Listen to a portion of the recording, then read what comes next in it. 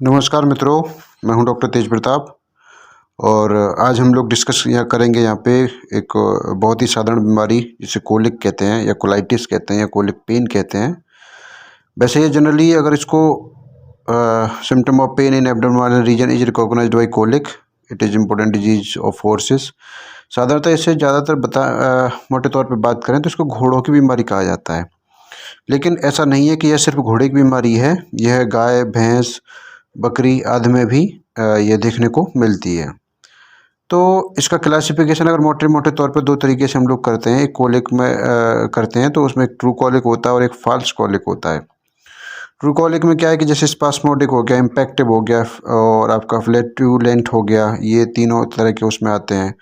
और फॉल्स वाला आपका मान लो किसी वजह से रीनल फेल्योर हो गया या फिर नेफ्राइटिस हो गई, हेपेटिक कंडीशन हो गई, या फिर यूट्राइन प्रॉब्लम हो गया, कोई उसके से पेन है, या सिस्टेटिक पेन है, सिस्ट वगैरह हो गई है कोई अंदर, या सिस्टाइटिस हो गई है, तो इस तरीके की कोई कंडीशन है तो वो फॉल्स कोलिक में आता है। तो अगर हम देखें तो जो स्पास्मोडिक कोलिक होता है वो सबसे ज़्यादा देखने को जनरली गाय, भैंस और घोड़े में देखने को मिलता है। तो इसमें हम लोग क्या देखते हैं कि इसमें जो उसकी इंटेस्टाइन होती है वो एक टाइम से उसकी जो पेरिस्टाइडल मूवमेंट है वो चलती है, सिकुड़ेगी और फिर वो उसका एक्सपेंशन होगा, फिर सिकुड़ेगी, वो कंटिन्यूसली ऐसे करती रहती है। लेकिन वो किन्हीं कारणों से या तो वो बहुत ज़्यादा तेज़ होने लग जाए या अनकंट्रोल्ड हो जाए तो वह कंडीशन जो है दर्द की स्थिति उत्पन्न करती है और उससे इंटेस्टाइन के अंदर जो है ऐठन होती है, स्पास्म कंडीशन होती है उससे। तो वो जो दर्द होता है उसी को हम लोग जनरली एब्डोमिनल या कोलिक पेन कहते हैं। और उसी पेन को जो मांसपेशियों की ऐठन की वजह से, इंटेस्टाइन की जो ऐठन होती है उसी कारण जो पेन होता है उसको हम स्पास्मोडिक कोलिक कहते हैं। तो घोड़ों में और भी तरह के बहुत सारे जो है कोलिक पेन होते हैं, लेकिन हम लोग जनरली सभी जीवों में जो जानवरों में जो होता है जिसका हम लोग इलाज करेंगे फील्ड में, उसके बारे में बात कर रहे हैं। तो अब हम लोग बात करेंगे कि ये होता कैसे है, किसकी वजह से होता है। तो अगर देखा जाए तो घोड़ों का अधिक एक्साइटेड हो जाना, ठीक है, भड़क जा रहा है बार बार, या फिर अगर आप देख रहे हो कि वातावरण में ज़्यादा बादल छाए हुए हैं, ठीक है, या ज़्यादा बिजली कड़क रही है, या जहाँ कहीं शोरगुल वाला माहौल है। जैसे आपने कई बार देखा होगा कि ह्यूमन बीइंग में कई बार डर की वजह से लूज मोशन हो जाता है, कई बार डर की वजह से पेट में दर्द हो जाता है। तो सेम कंडीशन ये चीज़ घोड़े में बहुत ज़्यादा होती है, क्योंकि घोड़ा थोड़ा सा इन सब चीज़ों के प्रति ज़्यादा सेंसिटिव होता है। तो और दूसरा इसका सबसे ज़्यादा बड़ा कारण जो और जानवरों में भी, ह्यूमन बीइंग में भी होता है, वो होता है एक्सरसाइज के बाद में यकायक ठंडा पानी पिला देना। उससे क्या होता है कि जो मांसपेशियाँ होती हैं जब हम वर्कआउट कर रहे होते हैं तो वो प्रॉपर स्ट्रेच और जो खुल और बंद हो रही होती हैं, प्रॉपर हीट होती है, हीट प्रोड्यूस कर रही होती हैं, अधिक क्वांटिटी के अंदर लैक्टिक एसिड उसमें जमा होता है।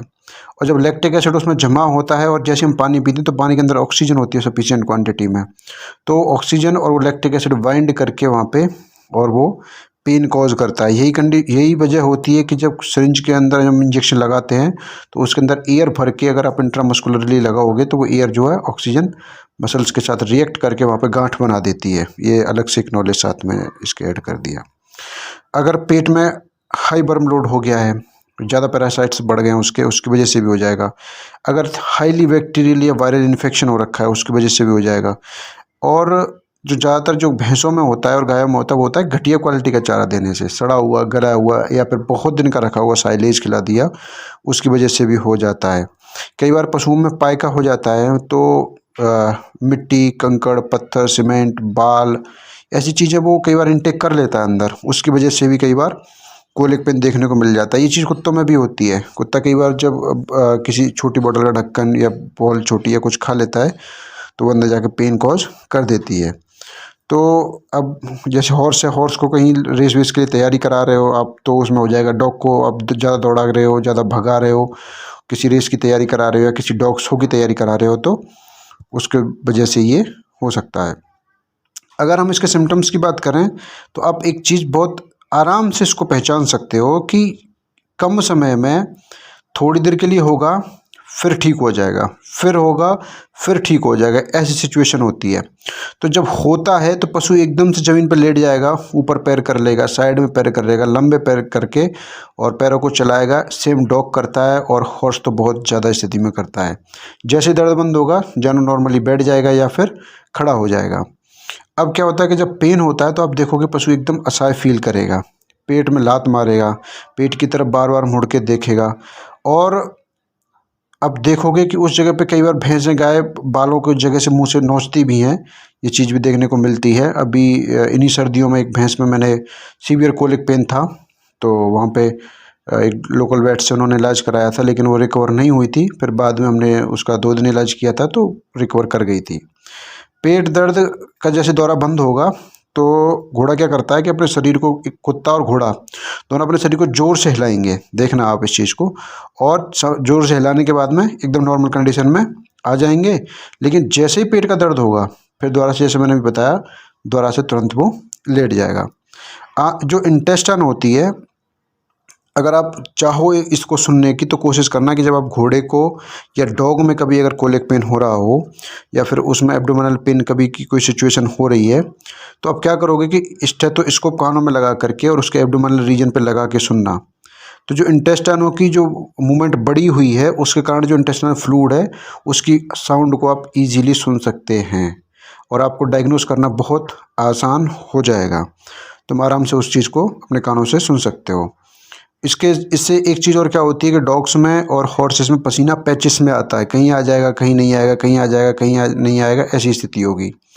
प्यास ज़्यादा बढ़ जाएगी, पानी ज़्यादा चाहिए होगा, पानी ज़्यादा चाहिए होगा। देखिए एक तरीके से मैं समझाऊँ, पानी ज़्यादा होने की वजह से क्या कंडीशन आती है कि जब पशु डिहाइड्रेटेड हो जाता है, ठीक है, तो इस सिचुएशन में आप देखते हो कि उसका यूरिनेशन, पेशाब और जो फीसेस पास आउट है, वो दोनों कंडीशन रुक जाती है।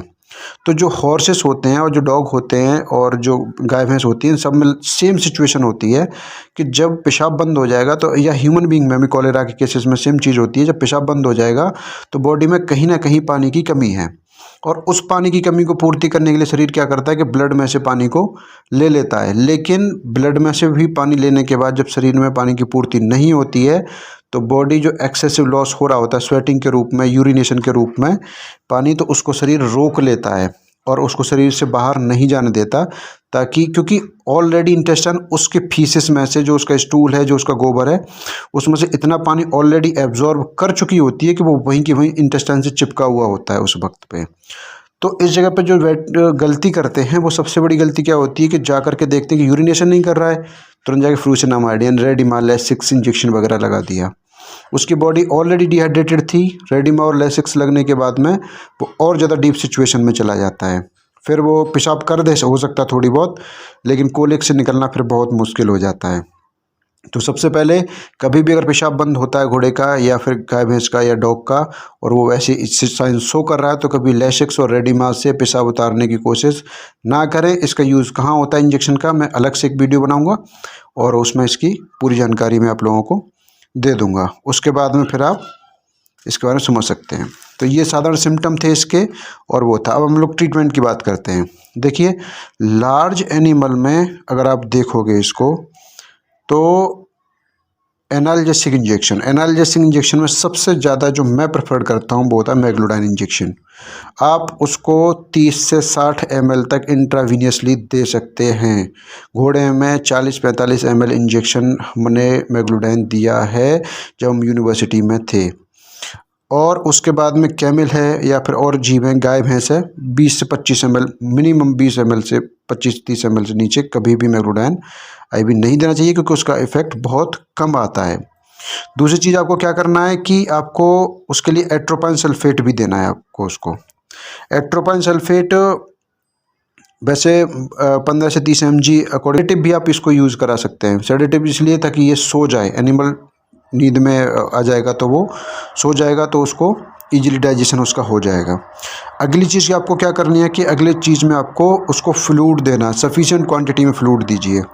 जितना ज़्यादा फ्लूइड देंगे बॉडी में, उतनी ज़्यादा फ्लूइड की जो वाटर की क्वांटिटी फुलफिल होगी, तो वो इंटेस्टाइन में पहुंचेगा और वहां से जो उसका जमा हुआ फीसेस है उसको पास आउट करने में उसे आसानी होगी और वो उसको धीरे से निकाल पाएगा वहाँ से। ट्रैंक्विलाइजर्स भी आप यूज़ कर सकते हो। अब क्या होता है कि जो लार्जेक्टेल इंजेक्शन होता है आपका, एक इंजेक्शन आपका सीक्वल होता है, इसको आप ऐसे यूज़ नहीं करें आप डायरेक्टली घोड़ों में या फिर गाय भैंस में। इसका यूज जो ज़्यादातर इम्पैक्टिव कोलिक में करते हैं हम लोग, ठीक है। इम्पैक्टिव कोलिक में इसका यूज ज़्यादा बढ़िया है, इस वाले कोलिक में इसका यूज़ थोड़ा कम बन पाता है। और आप अगर देना चाहें तो स्वीटॉल दे सकते हैं 500 ml के करीब, लिक्विड पैराफिन पिला सकते हैं आप, ताकि जो फीसेस जमी हुई है वो बॉडी से बाहर निकल जाए। सिरप एक लग्जेटिव के नाम से भी आता है, लग्जेटिव कोई भी ले लो, वो आप उसको पिलवा सकते हो। और साथ ही एक लिवर टॉनिक भी। लिवर टॉनिक का क्या मतलब होता है कि लिवर जब ज़्यादा फंक्शन करता है या जो अच्छे से फंक्शन करता है, तो वो भी आप देखते हो कि वो भी थोड़ा सा फीसेस को लूज़ कर देता है, तो उससे ईज़िली चीज़ें पास आउट हो जाती हैं। और आप इसमें ये चीज़ें फॉलो अप करते हुए आप यूज़ करके देखिए। और इंजेक्शन स्पासडिक आप लगाइए कम से कम 15 ml से 20 ml इंट्रामस्कुलरली। स्पासडिक इंजेक्शन भी आपको इसको देना ही चाहिए।